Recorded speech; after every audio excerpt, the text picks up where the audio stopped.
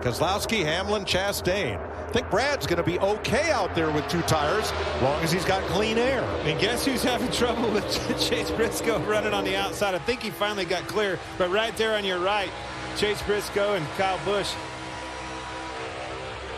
And McDowell backing up to Briscoe. Sure, it definitely got loose right there. Good heads-up driving by Briscoe to check up, give him a chance to catch up. Now he knows how Kyle felt behind him.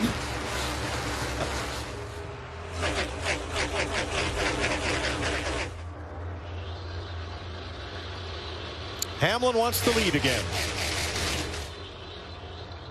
He led earlier for 16 laps. Denny's such a steady driver. I always feel like when a race is long and attrition and you chip away at it, I always feel like Denny sort of emerges at the end, and by no means at the end right now, but obviously there have been a lot of cars that have had to work on it to get it either freed up or tightened up. It's just such a smooth finesse driver. Anytime you've got grip level problems and things like that, slipping, sliding around like we see with this new car, you don't have to look any further than Denny Hamlin to get the job done behind the wheel. Eric Jones just went top to bottom at the start-finish line, past 2 cars going into 1. He's going to get another 1 or 2 on the backstretch.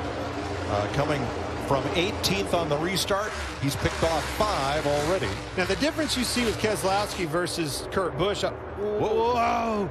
Oh, Suarez into the wall off of Briscoe. Long time. That's a tough day, when you're just a recipient. Pretty hard, Travis. Another off 4 loose. Was that off? That was loose dirty off air. 4? Chase Briscoe got in dirty air, got too high up behind. I couldn't really see who that was in front of him, but got loose just like we saw with Reddick and others, and unfortunately got right down into Suarez. So you had Jones trying to move up in the 43, McDowell falling back in the 34, and the 14 up top, Briscoe. Yeah, it looked like Briscoe was going to be able to get to the outside.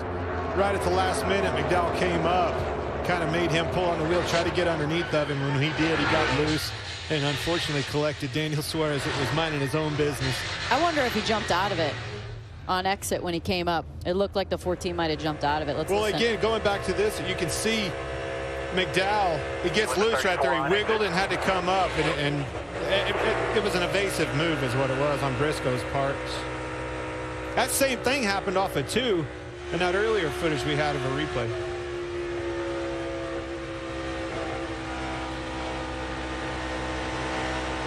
You're clear by 5. Kind of settle out behind you. Everything's going to be up front. Watch these 2.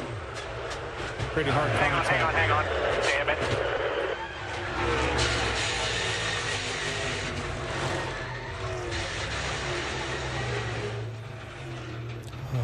That's a tough one to swallow.